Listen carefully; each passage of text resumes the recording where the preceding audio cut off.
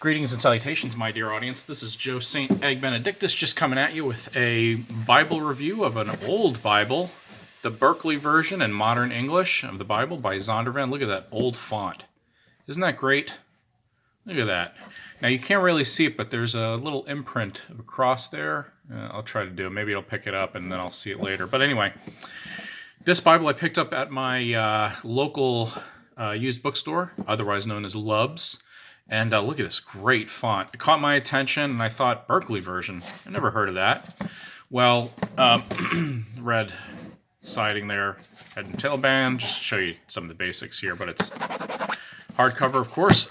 Picked it up for $5, and really just started looking into it. So let me talk a little bit about this history of the Bible while I'm flipping through here to show you. For me, it was the cost just of the font alone. The font alone. Love it. I want to give a shout out to my pal Mike, to all the visionaries and mystics out there. Thank you for joining me as we go into this Berkeley Bible. First of all, the Berkeley Bible New Testament came out in the early 50s, late 40s by a New Testament professor by the name of Gerritt Verkuyl. He is a Presbyterian minister, New Testament professor at Princeton, and he basically wanted to have a fresh translation of the Bible, in his words, in the language in which we think and live. Now, you have to remember the 40s and 50s and 60s is the great time of Bible translation. You have the RSV, you have the Moffat translation, you've already had the Helen Montgomery New Testament, and all of these different translations. You have the Good News Bible kind of in the works during that time into the 60s. And so I'm assuming this person, Gerritt Verkuyl, wanted to also have his contribution with a fresh translation. He did the New Testament in the early or the late 40s, early 50s, and then he and 20 scholars did the Old Testament to come out with a complete translation in 1959. So that's where you just get this wonderful font. The preface is by him. This is a second edition, as you can see here, printed by Zondervan. It's great to see Zondervan, so old and so long ago, kind of getting into the translation business. Verkyl's philosophy of translation is that he did not want to do a paraphrase, but a truly updated translation. In his words, to limit or to try to avoid as much as possible, in his words, the infusion of human thought with divine revelation. And the one book I have, Dictionary of the English Bible and its Origins, mentions that it's similar to the RSV, but much more conservative. And you can tell in the preface and in really the notes that it is a real good evangelical translation. And really pays attention to not only the language and the thought, but also the messianic thread that runs through the Old Testament, which is something that the RSV became very controversial for. And the RSV, in trying to be true to the language versus, say, the theology, ran afoul of evangelicals who thought that the messianic clues throughout the Old Testament weren't maintained in the RSV. So I think that's one of Verkyl's goals here. I just want to read you this from the preface. It's really just beautiful language and just really nice. As far as feasible, this is a complete translation. The skilled and faithful plowman turns over every inch of soil his plow can reach. So the Bible translator must leave no word untouched, if its equivalent is attainable, a requirement rarely met in the many versions and revisions we have studied. We have striven for clearness to render God's revelation in the revealing way it was intended. This brings embarrassments. I shall not want, and our beloved shepherd psalm does not today reflect the psalmist's meaning. I shall not lack is equally poetic and more true to the original. The word translated evil may also be translated calamity, carrying, like our word bad, either an ethical or physical meaning. But in our daily use, the word evil has come to stand for wickedness, so that shall there be evil in the city and the Lord has not done it, should have calamity. And so forth. So it's very interesting. Now, the other thing that this Bible has that's really interesting is it doesn't have an introduction to the books, but it has special features that I think are very interesting. For one, it has notes on the bottom, both translator's notes as well as theological notes. For instance, when you kind of read here in the beginning, God created the heavens and the earth. The earth was unformed and chaotic, and darkness lay upon the face of the deep, and the Spirit of God was moving over the surface of the waters. It gives you a little note B, and then B says, the Spirit's moving over the deep suggests his life-giving forces at work in the processes of creation.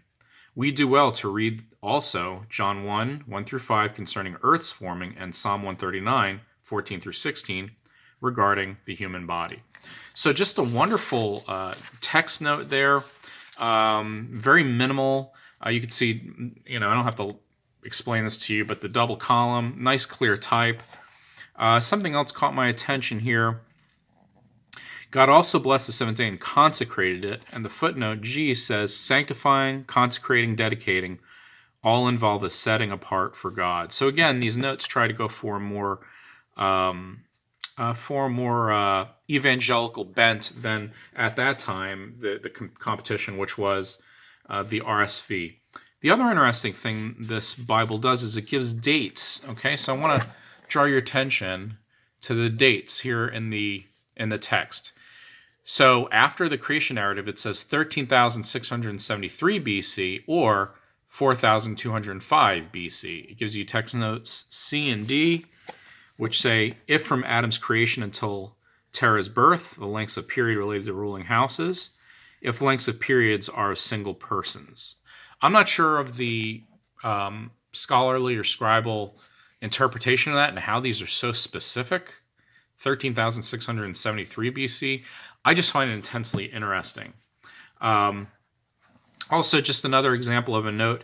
In the cool of day, they heard the sound of the Lord walking or taking a walk in the garden, and the man and his wife hid themselves among the trees of the garden from the presence of the Lord God. I love this text note.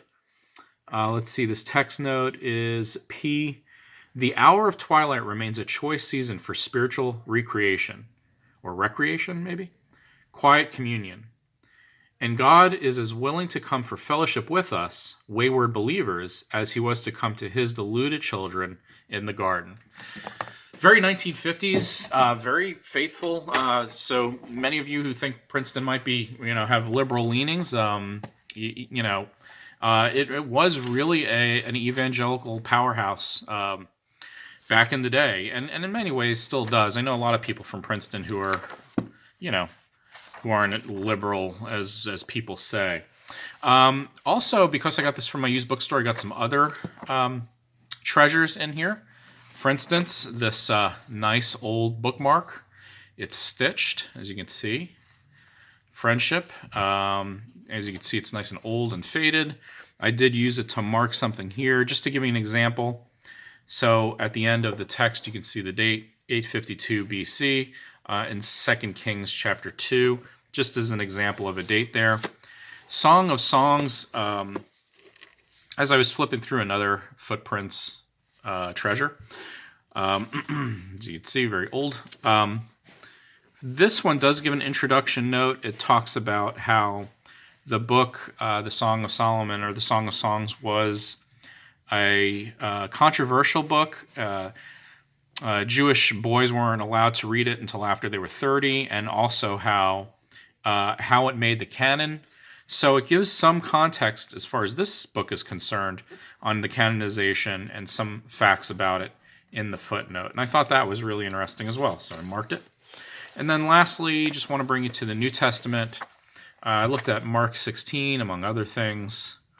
Mark 16 to see how it handles the disputed ending of Mark. What it does is it places 9 through 16 in parentheses. As you can see, the little parentheses, I circled it with my pencil. And then that parentheses ends, at the end of 16. But look at this. It gives during the crucifixion, it gives days and dates. Sunday, April 9th, 30 AD. Okay? Early Friday morning. So I thought that was really interesting when it came to Holy Week, how they included, these little dates and days. I find that intensely interesting, and I thought y'all would enjoy that. The reason why this is called the Berkeley version of the Bible, I guess I should have mentioned this earlier, is because Verkuyl was living in Berkeley at the time and working out of Berkeley, and a publisher in Berkeley published it. So that's why it's the Berkeley version. But you don't really hear anything about this. I mean, when I saw this in the used bookstore, I usually don't like paying more than $1 for a Bible. But I picked it up because I didn't know what the Berkeley version was and thought you might benefit from it. The size is a standard Bible. This is about 1.5 inches, and just your standard Bible size. I didn't see any books of the Apocrypha in here. It doesn't look like it. There are no essays or anything like that. No maps at the end. No helps. Just a straight-up Bible with some great notes, interesting notes. And I think, if you were a preacher back then, especially like out of the Presbyterian, and you might have known this translator, I can see how it can be a very useful, very helpful, and very accessible Bible, especially to those who weren't big fans of the RSV. Well, thank you for joining me, and if you've heard of the Berkeley Bible or have even used it, or maybe have had a pastor or a mentor in the old days who have used it, let me know, and I would love to hear more history on it. Until then,